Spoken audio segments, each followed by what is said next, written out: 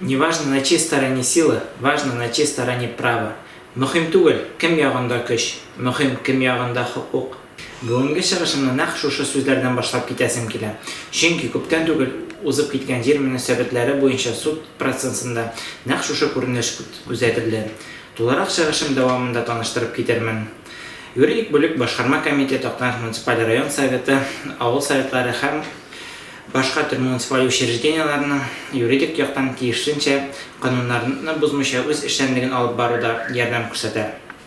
Төп юнәлеш муниципаль учрежденияларның эшчәнлегендә контрольдә тоту булса да, халыктан кергән мөрәҗәгатьләргә тулысынча телдән һәм язмаша җавап бирәбез. Беренче ярты еллыкта юридик бүлеккә 13 мөрәҗәгать теркәлде. Аларның барысына да тулысынча җавап бирелде. Суд эшчәнлегенә килгәндә, нигезендә җир мөнәсәбәтләре һәм намуссыз тәэмин итүчеләр белән көрәшү булып тора.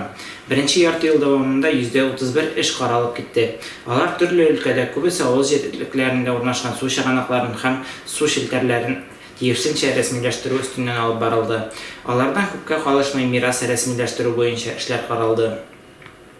Белгәнегезчә, яхшы җирлегендә үз эшләрен башкаручы эконом хуҗалыгы 2008 елда төзелгән җир арендасы договоры срогы чыккач та үз көчен югалтмый дип дәгъва биргән иде. Ул үз хакында суд аша акламакчы иде. Әмма ләкин 2020 елның 13 июль көнне узып киткән суд утырышында суд рәисе дәгъваларны канәгатьләндерүдән баш тартты. Шушы очрактан соң минем барлык арендаторларга договорларыгызның срокларын контрольдә тотуыгызны тәкъдим итер идем. Һәм договорларны озынайту буенча алданрак кайгыртсагыз иде. Сүземне тәмамлап әйтеп китәсем килә. Башкарма комитет һәм муниципаль учреждениялар үз эшчәнлегендә федераль законнарга таянып эшлиләр.